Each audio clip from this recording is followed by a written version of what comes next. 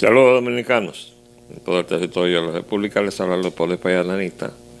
Y hoy Agenda Nacional, como es lógico, va a pasar revista al debate de la noche, que en nuestra opinión fue un desastre, quizá un poco menos que los primeros dos, pero es obvio que nuestro mensaje no le llegó a tiempo al señor Trump para haber hecho las salvedades que le recomendábamos hacer, de no contestar absolutamente nada de esas cosas intrascendentes a las que por conveniencia Hillary Clinton siempre introduce para distraer entonces la atención a lo que no es importante y donde ella es más débil y él es más fuerte. No dejó de hacer algunas puntualizaciones, pero esas decisiones fundamentales que nosotros les recomendábamos pues brillaron por su ausencia. Desde luego todavía faltan varios días para las elecciones y el correo se le decía, si llega tarde todavía puede utilizar estas ideas después del debate. Esperamos que lo haga. De todas maneras, aquí la prensa influye mucho en la percepción que la gente tiene de las cosas. Pero aún así, aun cuando él tiene la prensa en contra, porque de las distorsiones que tiene la llamada democracia del norte, es que el dinero ha comprado las prensas, los periódicos,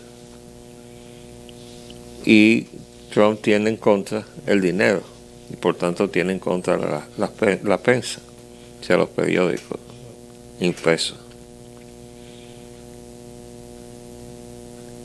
Algo parecido tenemos nosotros aquí. Lo único que aquí se complica un poco más porque la prensa escrita está controlada, porque son accionistas, no solamente por sectores económicos, sino políticos. O sea que después de haberse acumulado el dinero necesario, pues hay políticos que se han metido en el control de medios escritos en la República Dominicana. De todas maneras, volviendo al debate del norte, dice aquí, se destaca, Trump insiste en levantar el muro y Hillary defiende regular e ilegales. Bueno, si el énfasis está más o menos en esa línea, esperemos un par de días y veremos el resultado. Porque a pesar de todo, él tiene un amplio sector de la sociedad norteamericana que lo va a apoyar de todas maneras. Pero bueno, eso ya lo veremos. Mientras tanto, ocupémonos nosotros de la situación que se nos ha creado encima de la que ya teníamos, de la amenaza de la fusión con Haití, de la falta de una política dominicana en el Palacio Nacional, y el que nos sumergimos, no sé si a sabiendas o por simple falta de visión política, en el conflicto interno que en este momento se produce en Haití por el poder. Por cierto que hicimos contacto con Jean Bertin, que como ustedes recordarán, los amables televidentes que nos siguen, yo traje ya unos meses atrás y lo entrevisté para que nos diera informaciones fidedignas internas, de las que no salen a través de los medios de comunicación, porque los medios dominicanos y haitianos acordaron un pacto que todo el mundo entendía que quería o buscaba mejorar la información recíproca de un país al otro, y es todo lo contrario, era para controlarla, que es lo que han hecho. O sea, nosotros no sabemos las cosas que suceden en Haití, sino cuando ya se constituyen una cuestión prácticamente de noticia internacional. Bueno, pues ahora, después de aquello del plazo para que salieran de Haití las tropas dominicanas, que como el Palacio Dominicano sabía que eso ya estaba en camino, desde la noche se dieron instrucciones a las tropas de salir de allá, y ya al día siguiente la excusa es, no, si ya las tropas no están allá.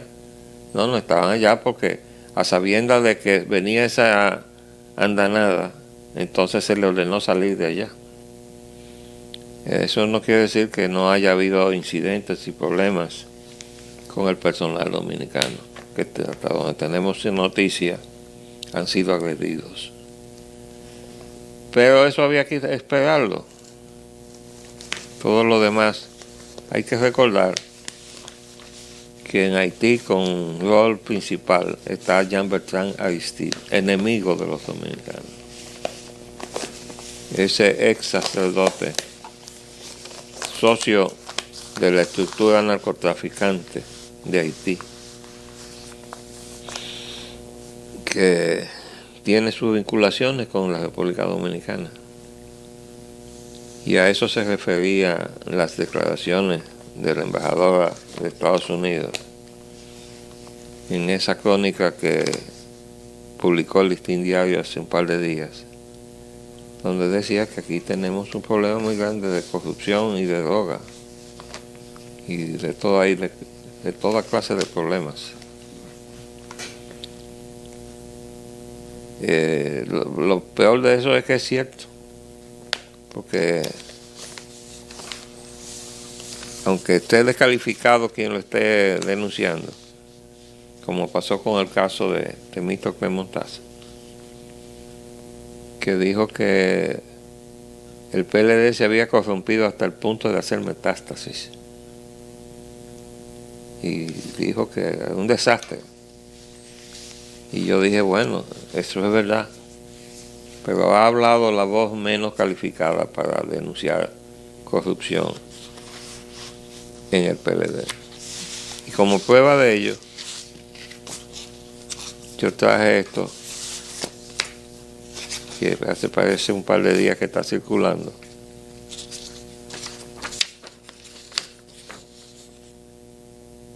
Junto con la foto, dice: revelan ingresos de Temo Montaz. Recibe 1.300.000. El hijo que está en la AFP del Banco de Reserva recibe 750.000. Otro hijo que es viceministro recibe 450.000. La hija está en la OEA, recibe el equivalente a 535.000. Y la esposa es miembro del Consejo de las Hidroeléctricas y recibe 675.000. Vaya con la corrupción en el PLD, ¿qué le parece? Desde luego, no es que ellos estén actuando de manera corrupta en esos cargos. Me refiero al hecho de que el PLD se ha ocupado de usar el poder y los cargos como una forma de controlar la conducta de sus miembros, bajo el estímulo de progresar si se portan bien, o el estímulo negativo de ser despedidos si se portan mal. Y ese control lo tenía Leonel Fernández, que fue el que se ocupó de eso. y llegó a trastornar hasta las funciones de los organismos del Estado. Y me refiero concretamente al Instituto de la Vivienda, que hizo allá en la avenida Luperón unas torres que no las vamos a catalogar de lujo, pero son torres de muy alto nivel en el sentido de calidad y precio, pero que además fueron subsidiadas a fondo perdido cada apartamento por $1.000.000. Y el Banco de Reservas no ha explicado cómo fue que hicieron eso. Esas son de las cosas que no se deben hacer. Y yo he oído sobre la gestión del administrador saliente muchas alabanzas y encomio, que probablemente es merecido, pero esa decisión de dar financiamiento a esos apartamentos a fondo perdido, o sea, que fue un regalo del Banco de Reserva, ¿cómo está justificado eso en la contabilidad del banco? Además, no hay que olvidar que el Banco de Reserva fue el financiador de la torre de Atiemar, la de los narcotraficantes de españoles de la familia del Tiempo. Eso se canalizó a través del Banco de Reserva y eso lo llevó a crear un conflicto con las acreencias, porque ahí hubo un fallo, de estos fallos famosos que se han dado en la justicia dominicana, de que una juez condenó al Banco de Reserva de reintegrarle al señor del Tiempo unos fondos que le compensaban de ciertas acciones que había tomado el Banco de Reserva para garantizar el financiamiento que había hecho de esa hermosa torre que está ahí en Gascue. Y después resulta que eso hubo que echarlo para atrás también. O sea, hemos presenciado de todo aquí en este país, pero es obvio que la política ha sido asaltada, que el Estado ha sido asaltado por la política. La prueba de eso, aquí tenemos otro titular.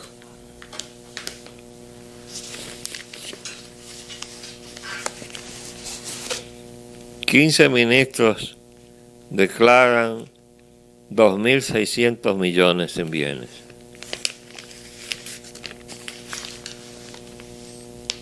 Dice acá, el canciller Miguel Vargas y el ministro de Hacienda Donald Guerrero son los más acaudalados, con una fortuna combinada de 1.329 millones. O sea, 1.330, porque hay una fracción ahí. Entre ellos dos, el resto, hasta llegar a 2.600, alrededor de 1.400 millones, está repartido en los otros 13 miembros del gabinete. Y hay algunos que han repetido N veces, como es el caso de Temístocles, y como es el caso del gobernador del Banco Central, que hay que hacer un cálculo también a la familia del señor gobernador. Y recuerden que con los papeles de Panamá, uno de los nombres que salió a relucir fue el del gobernador, la oficina del gobernador. O sea, no la de él personalmente, pero sí su oficina de abogados. Entonces, cuando se nos dice, y se nos dice por boca del representante diplomático de los Estados Unidos, que este país está carcomido por la corrupción, está diciendo una verdad. Ahora, el problema es de nosotros. Primero porque se trata de nuestro gobierno. Y segundo, porque queda la pregunta, ¿qué vamos a hacer con todo esto? Tenemos ahora un lío grandísimo que va a complicarse con el manejo del presupuesto. Ya vimos cómo el gobierno pidió que se le autorizara un préstamo de 659 millones de dólares para las plantas de Punta Catalina, pero todavía no se ha resuelto lo de los terrenos de Punta Catalina.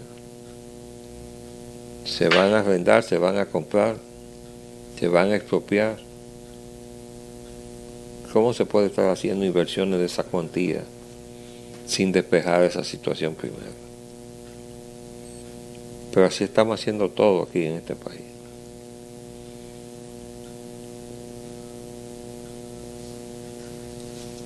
Yo estoy esperando, desde luego, que nos llegue esta partecita del lío de Brasil, donde ya cayó preso el que dirigió la orquesta en contra de Dilma Rousseff.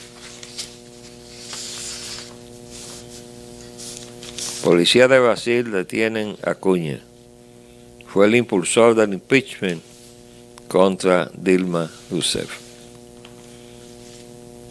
De ella ya les he explicado que es una inocente víctima de la capacidad de corrupción y la perversidad política de Luis Ignacio Lula da Silva, miembro del Diálogo Interamericano, al igual que Leonel Fernández. Y ese vínculo trajo a Lula, junto con Odebrecht, a darle todos los contratos de vialidad de este país. Entonces ahí está la prueba de que hubo tráfico de influencia. Porque ¿cómo se explica que en todas las gestiones, fueron 3 mandatos presidenciales que tuvo Leonel Fernández, la única empresa que trabajó aquí y ganó contratos fue la que trajo Lula, que está acusado entonces de tráfico de influencia internacional en varios países, entre ellos República Dominicana? Bueno, pues aquí dice esta nota. Marcelo Odebrecht se compromete a deslatar soborno a presidentes de varios países de América Latina. Esto tiene ya un par de meses atrás. Dice Marcelo Odebrecht, presidente de la constructora brasileña Odebrecht, se ha comprometido a entregar información sobre las denuncias de pago de sobornos a presidentes de varios países de América Latina para ser favorecidos en licitaciones en el extranjero, lo que se conoce como el caso Lava Jato. Cuando dice varios presidentes, ahí está abarcando a Leonel Fernández, pero abarca también a Danilo Medina, porque las gestiones para el financiamiento de las plantas de Punta Catalina las fue a hacer personalmente Danilo Medina al Brasil durante la transición como presidente electo. De modo que ese es un lío que viene a confirmar primero la denuncia de Temístocles, aunque yo no sé cuál es la actuación que debería tener ahora Temístocles. Debería entregarse en la fiscalía, ¿no? Y decir, aquí vengo a entregarme, porque yo soy reo de todo eso que yo señalé, que constituye entonces un acto de prevaricación castigado en el Código Penal, y que como ministro, bueno, pues a él le corresponde responder de sus responsabilidades en el cargo. Entre las muchas cosas que nos dejó la Ley de Estrategia Nacional de Desarrollo donde estaba el pacto fiscal, el pacto educativo, el pacto eléctrico y todas esas mojigangas que se inventó Diálogo Interamericano para caquetarnos el modelo neoliberal. Esa es de las grandes obras de Milton Clemente. Que por cierto, hubo un grupo en la Universidad Autónoma de Santo Domingo que tratamos de que la universidad le saliera al paso a esa ley, pero no lo logramos, porque la universidad desgraciadamente está infiltrada por sus enemigos. Por eso es que ustedes ven que cada rato se produce un estallido de violencia, que se pregunta a uno, bueno, es que no están pensando. Bueno, pues esa misma pregunta se hace a uno con relación a todo lo que se hace en este país. No están pensando, no están usando lo que debe estar ahí dentro de la cabeza. Bueno, pues ahí crearon otro problema más de violencia, de choque con la policía. Ya ustedes me habrán escuchado relatar más de una vez que intervine y traté de influir para evitar que se produjeran esos choques con riesgo de que hubiera alguna consecuencia con una baja, ¿no? Y lo hice atendiendo a que tengo autoridad moral para hacerlo, porque la primera asociación de profesores que se fundó en la universidad se fundó en la Facultad de Ingeniería y Arquitectura a instancias mías, y yo fui su primer presidente. Y por eso el presidente Faproas me escuchó, me oyó, pero no me escuchó. Y ahí están todos los líos. Lo ha reiterado una y otra vez. Bueno, nos hace señas de que se nos acabó el tiempo, pero fue que llegamos tarde, porque ahora también está lloviendo y todo se nos complica. Pero ya hemos contactado al amigo Bertín, está en Haití, me contestó la llamada y él quedó en pasar en la próxima semana a darnos un informe de primera mano de la situación interna de Haití. Y tenemos que conversar también con otros amigos para ver si de alguna manera encauzamos esto. Y de todos modos, pongamos el ojo a lo que está pasando en Estados Unidos. Les habló Leopoldo Espaillat Lanista. Hasta luego.